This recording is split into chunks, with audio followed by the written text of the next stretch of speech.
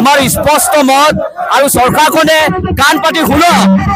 আমি জনগোষ্ঠীৰ জনজাতিকৰণ কৰাটো আমি কোনো পথে মানি ল'ব নোৱাৰো আৰু মানি নলওঁ আৰু আটাইতকৈ দুৰ্ভাগ্যজনক কথাটো হৈছে যে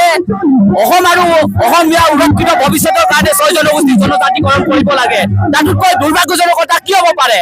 জনজাতিসকলক ধ্বংস কৰি অসম আৰু অসমীয়া ভৱিষ্যত যদি সুৰক্ষিত কৰিব বিচাৰে ইয়াতকৈ দুৰ্ভাগ্যজনক কথা একো হ'ব নোৱাৰে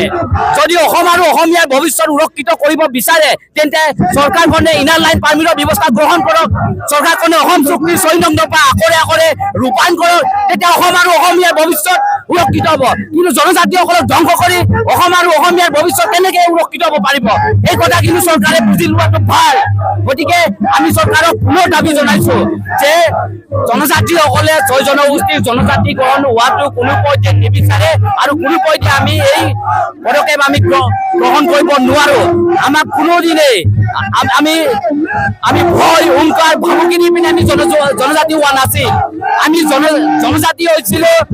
যে আমাৰ এন্থ্ৰপলজিক্যাল ৰিপৰ্ট অনুযায়ী আমি জনজাতি হৈছিল ভাৰতীয় সংবিধানে আমাক এন্থ্ৰপলজিক্যাল ৰিপৰ্ট অনুযায়ী আমাৰ ভাষা কৃষ্টি সংস্কৃতি সভ্যতা আৰু জীৱনশৈলী পদ্ধতিৰ আধাৰত আমাক জনজাতি স্বীকৃতি প্ৰদান কৰা হৈছিল ভাৰতীয় সংবিধানে কিন্তু আমি যি অধিকাৰ পাই আছো তাতো কিন্তু খৰ্ব কৰিবৰ কাৰণে উঠি পৰি লাগিছে তাৰ কাৰণে চৰকাৰক আমি অখিয়াই দিব বিচাৰিছো আমি ট্ৰাইবেল হিচাপে এতিয়াও আমি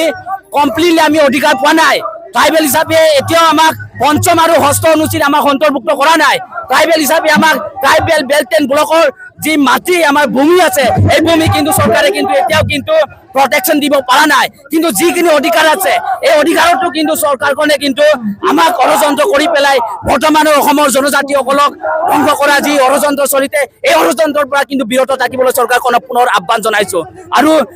অহা 28 নৱেম্বৰ তাৰিখে চৰকাৰখনে ছয় জনগোষ্ঠীৰ জনজাতিকৰণৰ ওপৰত প্ৰতিবেদন দাখিল কৰিব এই প্ৰতিবেদনত যদি চৰকাৰখনে জনজাতিসকলৰ পক্ষত যদি পদক্ষেপ গ্ৰহণ নকৰে তেতিয়াহ'লে কিন্তু চৰকাৰখনে অনাগত সময়ত ইয়াতকৈ ভয়ংকৰ পৰিস্থিতি কিন্তু সৃষ্টি হ'বলৈ সন্মুখীন হ'ব আমি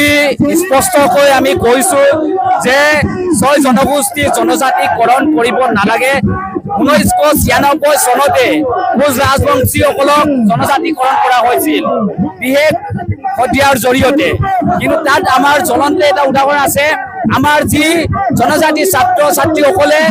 এই শিক্ষা অধিকাৰৰ পৰা কিন্তু বঞ্চিত হৈছিল সাংঘাতিক ধৰণে ক্ষতি সাধন হৈছিল গতিকে চৰকাৰখনক পুনৰ আমি অখিয়াই দিব বিচাৰিছো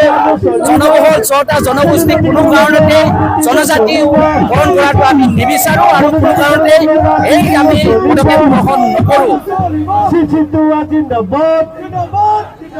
Sisitua Jindabad, Tribal Hakka Jindabad, Jindabad, Tribal Hakka Jindabad, Jindabad, Jindabad, Jindabad, Jindabad, Jindabad.